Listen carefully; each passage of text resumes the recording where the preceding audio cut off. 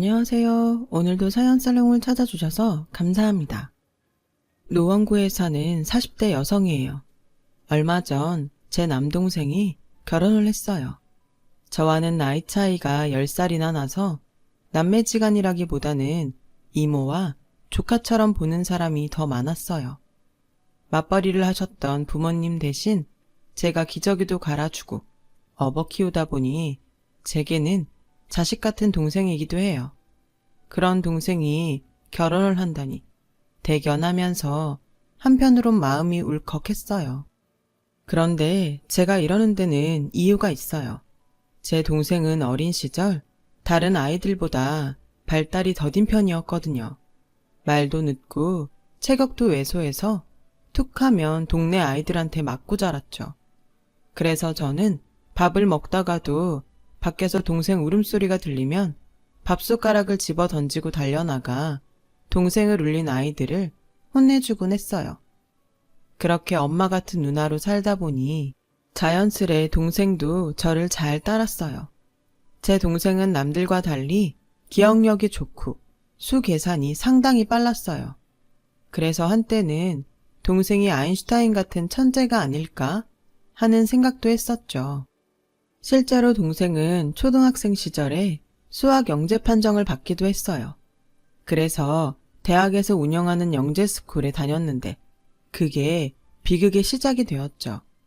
혼자 탐구하며 즐기는 공부를 하다가 주변 친구들과 비교당하며 억지로 공부하다 보니 학업 스트레스가 상당했던 모양이에요. 다들 영재 소리 듣는 애들 사이에서 경쟁하려니 얼마나 힘들었겠어요. 그래서 결국 얼마 버티지 못하고 일반 초등학교로 돌아오게 되었죠.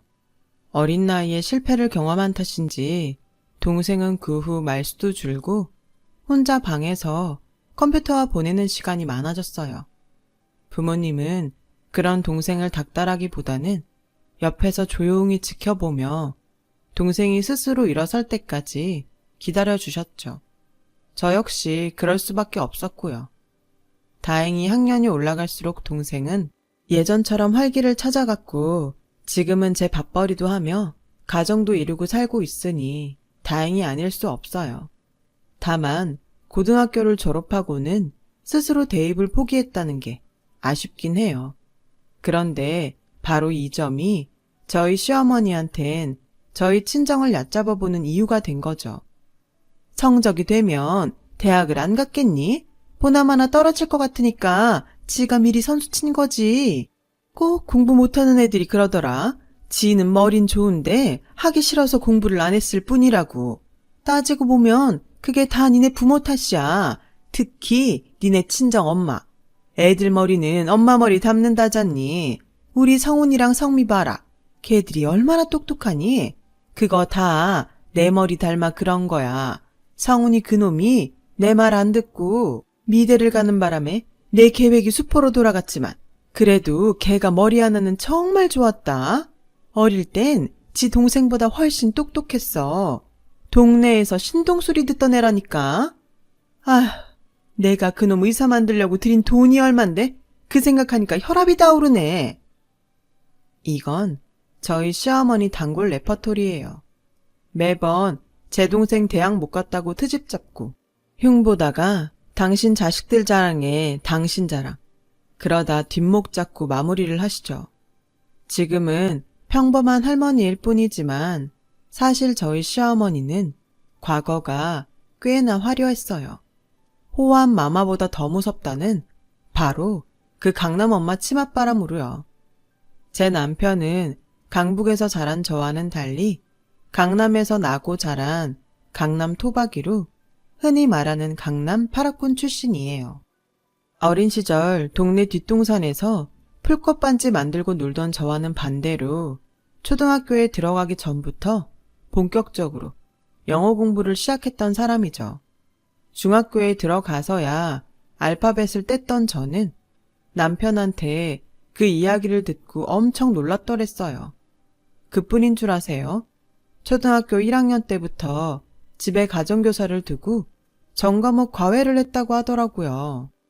반면에 저는 시험을 코앞에 두고서야 이달학습이나 다달학습을 사다가 푸는 신용 정도 했던 수준이었죠. 저희 부모님은 애들은 밥 잘 먹고 튼튼하게 자라면 된다는 주의였거든요.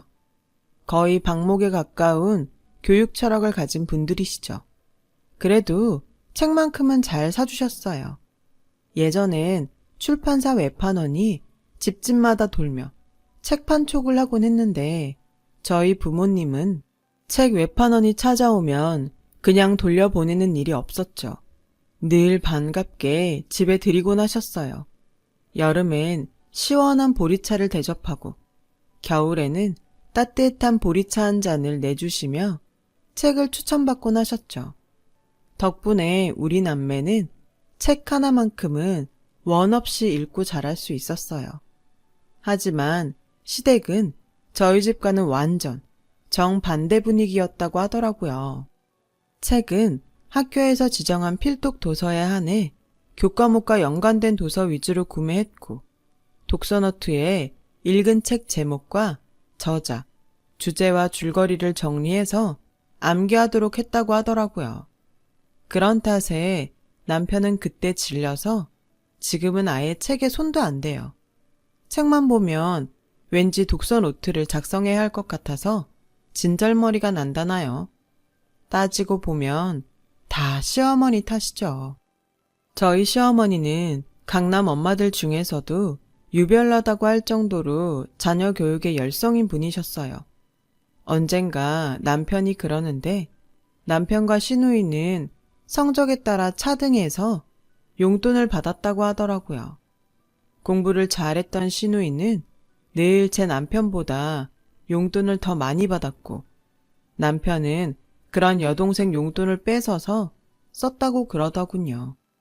그 얘기를 들으면서 내심 시어머니 딸로 안 태어난 게 다행이란 생각을 했어요.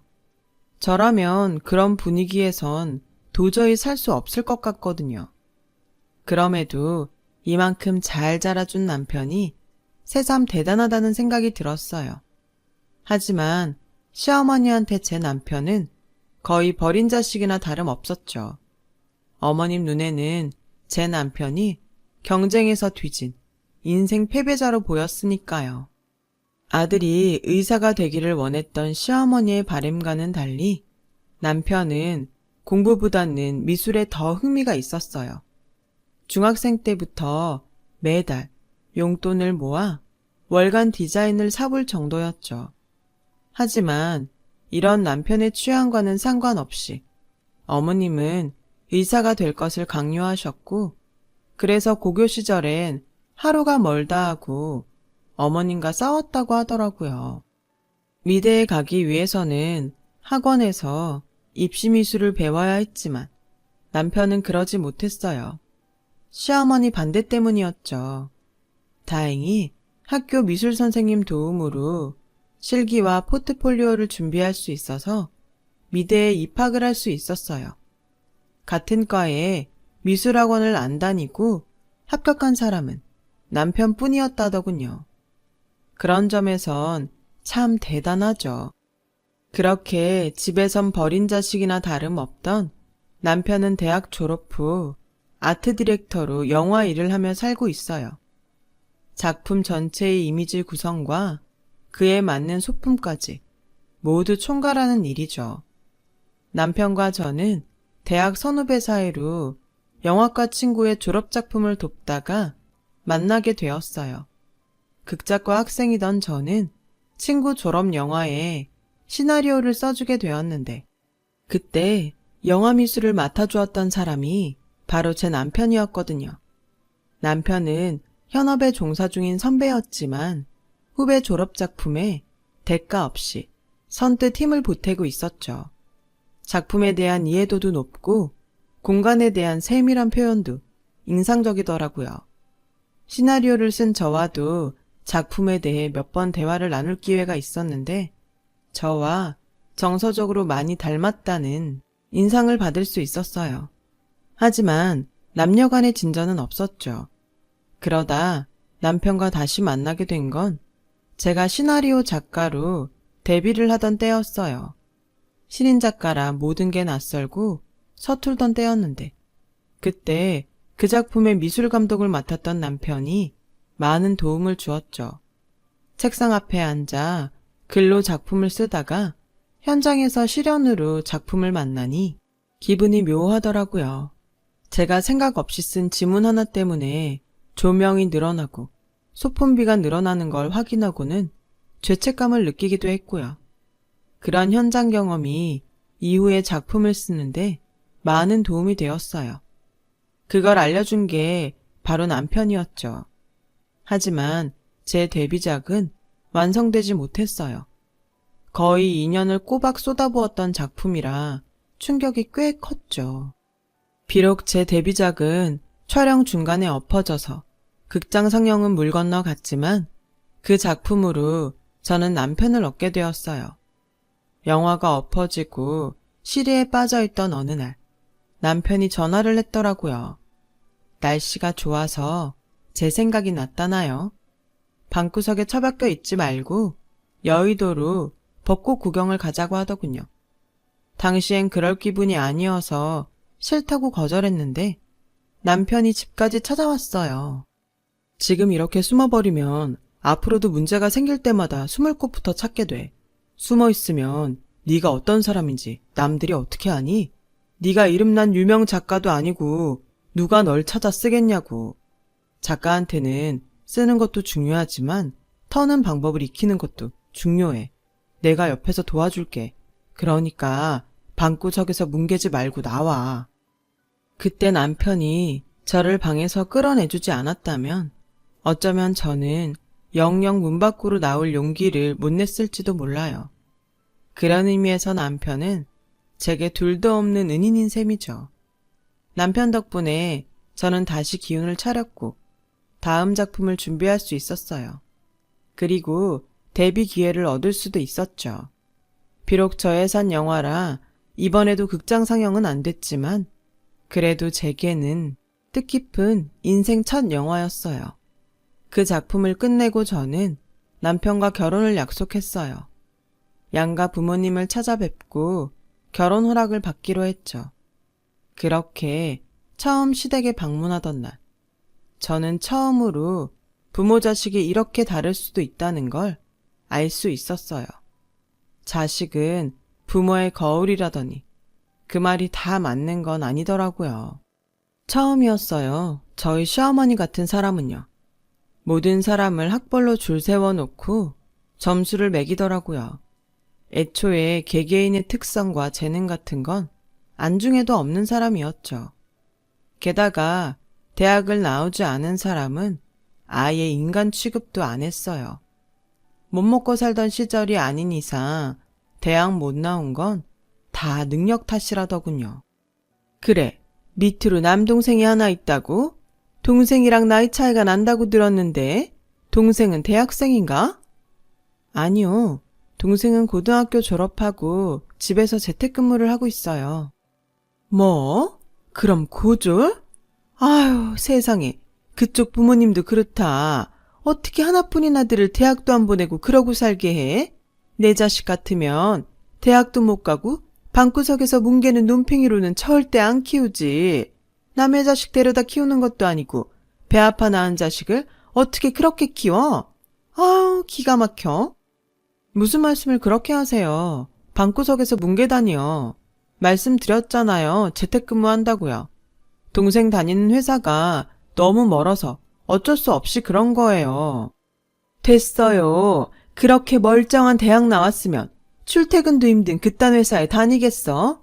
동생이라고 감싸는 마음 모르는 건 아니지만 이래서 사람은 좋은 대학을 나와야 한다는 거예요. 학벌이 그러니 취업이 어디 쉽니?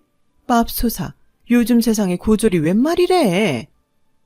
처음 만난 자리에서부터 시어머니는 학벌 타령을 하셨고 그 바람에 괜한 제 동생만 흉을 잡히고 말았죠. 어머님은 떨떠름한 표정으로 마지못해 결혼 승낙을 하셨어요. 그렇게 예비 시댁을 나서는데 눈물이 핑 돌더군요.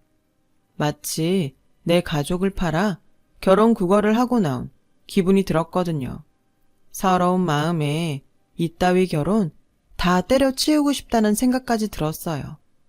그런 제 마음을 알았는지 남편은 미안해서 저랑 눈도 못 마주치더라고요.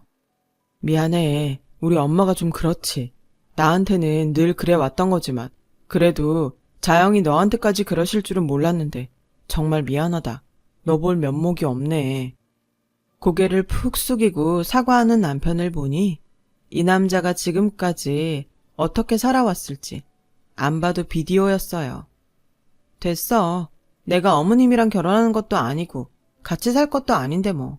대신 내가 참다 못 참고 혹시라도 어머님 흉을 보더라도 자기가 이해해줘.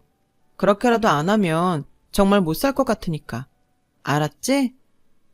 남편은 말없이 고개를 끄덕였어요.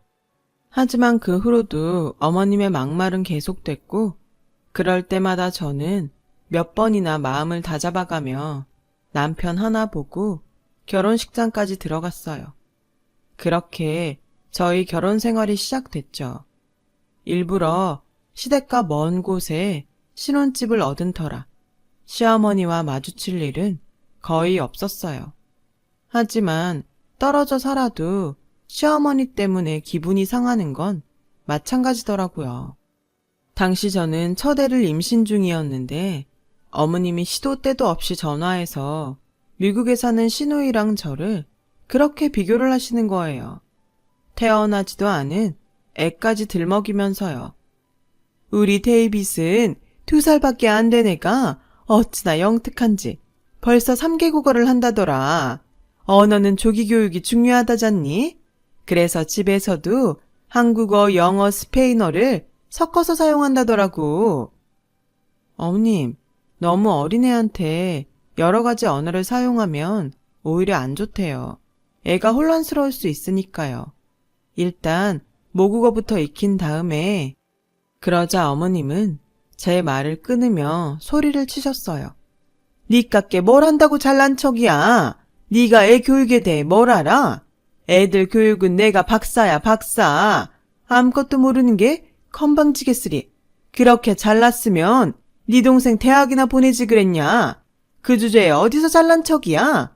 솔직히 난 네가 애를 낳아도 걱정이다. 네가 니네 친정부모 닮아서 애 교육은 아는 게 없지 않니? 그러니 내 손주가 얼마나 불쌍하니? 엄마가 뭘 알아야 가르치지. 내 딸이라서가 아니라 우리 애는 날 닮아서 애 교육이 얼마나 밝은지 아니? 너하고는 하늘 땅 차이야. 두고 봐라. 네 자식하고 데이빗하고는 천지 차이일 테니. 부모 잘못 만난 내 손주만 불쌍하지. 말 한마디 한마디가 어쩜 그렇게 사람 미치고 팔딱 뛰게 하는지. 그것도 제주라면 제주일 거예요.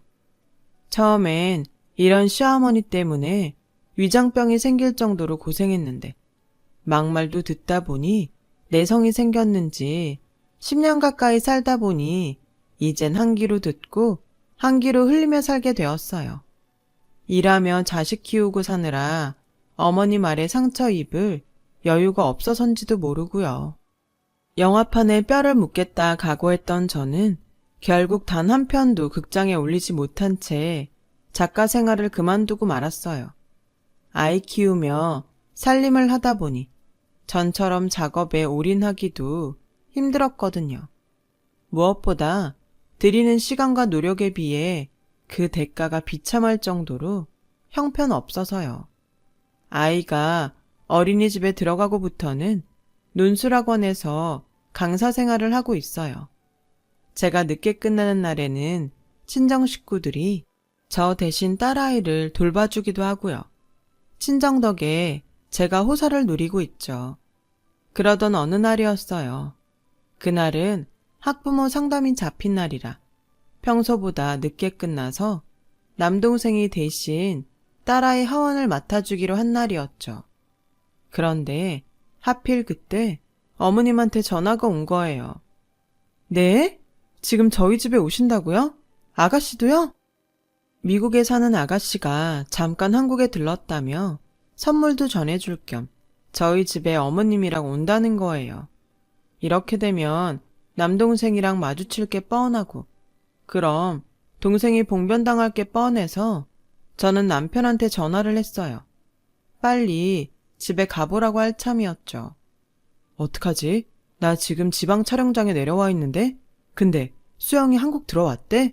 결국 이혼하고 온 거야? 이혼? 그게 무슨 소리야? 아가씨 이혼한대? 듣자 하니 신우이의 강압적인 교육 방식 때문에 부부간에 마찰이 있었나 봐요. 안 그래도 요즘 아주버님 병원이 전보다 잘 안 돼서 힘든 상황인데 신우이는 아랑곳 않고 교육비로 엄청나게 돈을 써대니 다툼이 잦았던 모양이에요. 게다가 아들애마저 강압적으로 아이비리그에 갈 것을 강요하며 엄청난 사교육을 시키는 엄마 때문에 스트레스를 받아서 부부간의 불화는 돌아올 수 없는 강을 건너고 만 거였죠. 암튼 저는 학부모 상담이 끝나자마자 바로 집으로 달려갔어요. 그런데 현관문을 연 순간 올 것이 왔다는 걸 알게 되었죠. 글쎄, 현관까지 쩌렁쩌렁하게 시어머니 목소리가 들리지 뭐예요. 사돈총각, 아직도 그러고 살아요? 아니, 사지육십 멀쩡한 사람이 왜 방구석에서 인생을 낭비하나? 지금이라도 공부해서 대학 갈 생각은 없어요? 엄마, 지금 공부한다고 그게 가능해? 나도 다시 수능 보라면 자신 없는데 사돈총각이 무슨 수로 시험을 봐. 능력에 넘치는 걸 강요하는 것도 일종의 학대고 고문이야. 포기할 건 포기하고 살아야지. 안 그래요, 사돈총각? 그건 네 말이 맞는데 젊은 사람이 저러고 사는 게 보기 짠해서 혹시나 해서 말해본 거야. 내 자식 자랑 같아 말하기 그렇지만 우리 애는 이름 있는 여대 졸업하고 유학 가서 돈 잘 버는 의사 남편 만나 현재 떵떵거리고 잘 산다오. 세상에 어디 공짜가 있나? 투자를 해야 걷어들이는 법이지. 내가 얘 잘할 때 서울에서 유명하다는 강사는 다 붙여서 공부시켰어요. 애들 한 달 과외비만 해도 대기업 임원들 월급보다 더 나갔으니까. 그렇게 투자를 했으니 지금 내 딸이 이렇게 행복하게 사는 거 아니겠어요? 되게 누나도 봐도 그래요. 대학 나와도 학교가 시원찮으니까 지 전공도 아닌 엄한 일하며 살잖아요. 대학 나온 사람도 저런데 하물며 대학도 못 나온 사돈총각은 오죽하겠어? 이제 나이도 먹을 만큼 먹었는데 그러고 살아서 결혼이나 하겠냐고. 누가 사돈총각 같은 사람한테 딸을 선뜻 내주겠어요? 나 같아도 어림없는 일이지. 아주 모녀가 꼴값을 떨고 있더라고요. 저는 그 길로 달려들어가 소리쳤어요. 어머님, 지금 뭐 하시는 거예요? 내 동생이 뭐가 어때서요? 그깟 대학이요? 그거 안 나와도 제 동생 남들 부러워하는 회사에서 대우받으면서 일해요. 그리고 어머님이 걱정 안 해주셔도 어머님이 그렇게 좋아하는 의사랑 곧 결혼한다고요. 그러니까 엄한 사람 잡고 말도 안 되는 어머님 논리 펼치지 마세요. 어머님 그럴 때마다 속물 같아요. 어머, 언니 무슨 말을 그렇게 해요? 우리 엄마가 속물이요? 언니 혹시 우리 집에 자격지심 느껴요? 말이 났으니 말인데 언니네 집이랑 우리 집이랑 재력도 그렇고 학벌 차이도 많이 나잖아요. 말해봐요. 그런 거예요? 언니, 그런 거라면 일찌감치 포기해요. 다시 태어나지 않는 이상 환경을 어떻게 바꿔? 학벌도 그렇고. 30이 다 된 언니 동생한테 지금부터 공부해서 명문대 가라면 그게 가능한 일이겠어요? 천지가 개벽을 해도 안 될 일이지. 그러니까 일찌감치 마음 접어요. 아주 모녀가 한치의 오차도 없이 똑같더라고요. 그래서 오늘이야말로 두 모녀 콧대를 납작하게 만들어주겠다 작심하고 반격에 나섰어요. 글쎄요, 되고 안 되고는 아가씨가 판단할 일은 아니죠. 세상에는 못해서 포기하는 일도 있고 필요가 없어서 애초에 시도를 안 하는 일도 있어요. 제 동생한테 대학은 필요가 없어서 시도를 안 한 일이에요. 제 동생이요. 고3 때 모의고사 보면 전국 1% 밖으로 나간 적 없어요. 그런데도 왜 대학에 안 갔냐? 제 동생이 엄청난 회사에 프로그래머로 취직을 했거든요. 어머님이 그렇게 무시하는 고졸이지만 명문대 나온 사람들도 들어가기 힘든 그런 회사에 다니고 있다고요. 저는 모녀 앞에 동생 명함을 내밀었어요. 마땡땡땡 소프트라는 회사 명이 선명하게 찍힌 명함이었죠. 명함을 보자 신우의 눈이 커지더군요. 어머님은 별 반응이 없었지만요. 어머님은 잘 모르시겠지만 이 회사 동종업계 세계 1위 회사예요. 본사는 미국에 있고요. 언젠간 제가 말씀드렸죠? 동생이 요즘 재택근무한다고. 이제 뭐 좀 아시겠어요? 학벌로 사람 줄 세우는 어머님한텐 안타까운 얘기지만 하버드 나온 어머님 의사 사위보다 제 동생 연봉이 2배 이상 높아요. 능력은 학벌로 결정되는 게 아니거든요. 이제 잘 아셨으면 앞으로는 제 동생한테 어줍지 않은 충고나 훈계 따윈 하지 마세요. 제 동생 어머님 같은 속물한테 그런 소리 들을 이유 없으니까요. 사람들이 자랑할 게 없어서 말 안 하고들 사는 거 아니에요. 벼가 익을수록 고개 숙이라는 말 못 들어보셨어요? 이제까지 제 동생 그렇게 말씀하셔도 아가씨가 최고라고 믿고 사는 어머님 생각해서 꾹꾹 참았어요. 아, 이왕 말이 나왔으니까 한마디 할게요. 그렇게 자랑하시던 어머님 따님이요. 비싼 돈 주고 학원 보내고 가외시켜 대학 보냈으면 뭐예요? 유학 마치고도 취직 못해서 돈 잘 버는 남자 꼬셔서 결혼한 거밖에 더 있어요? 어머머 언니, 말 함부로 할 거예요? 왜? 내 동생한텐 네 벨 꼬이는데도 떠들어대더니 내가 팩트 폭격하니까 자존심 상하니? 그러게 진작 말 좀 가려가며 했어야지. 어머님, 따님한테 돈 쳐들여 공부시키고 제대로 본전은 뽑으셨냐고요. 아, 잘난 사위 얻었으니 퉁치려는 거예요? 근데 어쩌죠 어머님? 그 잘난 사위가 어머님 딸이 무능하고 무식해서 못 살겠대요. 10원 한 장 못 버는 주제에 벌어다주는 돈 재테크는커녕 쓸 줄만 아는 데다 무식하게 애한테 가외 셔틀 돌려서 애한테 스트레스만 준다고요. 그래서 이혼하자고 한다네요. 아니, 벌써 하고 왔나? 오죽하면 아들이 지 엄마랑은 죽어도 못 산다고 울고불고 해서 양육권도 뺏길 판이라던데 어떻게 그건 해결하고 온 거예요? 근데요, 어머님, 이 패턴이 어디서 본 것 같지 않으세요? 딱 25년 전 어머님 상황 아닌가요? 어머님 그때 아버님이랑 이혼하시고 제 남편이랑도 대학 진학 문제로 틀어지셨잖아요. 어머님 따님이 누굴 닮은 걸까요? 딸마저 이혼녀 만들고 아들과 등지고 살게 됐는데 기분이 어떠세요? 이제 좀 만족하세요? 어머님의 삐뚤어진 교육관이 만든 이 비극이 마음에 드시냐고요. 저희 부부는 그렇게 안 살 거예요. 그러니까 앞으로는 제 자식 교육에 참견할 생각 마시고요. 더 이상 제 동생 학벌 가지고 트집 잡지 마시고요.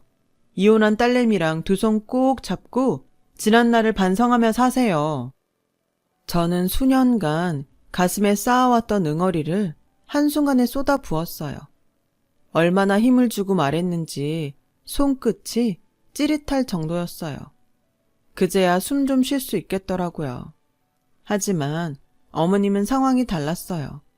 자신이 그렇게 무시하던 제 동생이 잘난 사위보다 연봉이 높다는 것도 그렇고 무엇보다 애지중지 키운 딸이 이혼을 당하게 됐다는 청천벽력 같은 소식 때문이었죠. 결국 어머님은 아무 말도 못한 채 어리나간 표정으로 신우의 손을 잡고 저희 집을 나가셨어요. 얼마 뒤 남편한테 들으니 신우이는 한국으로 오기 전 이혼을 했더라고요.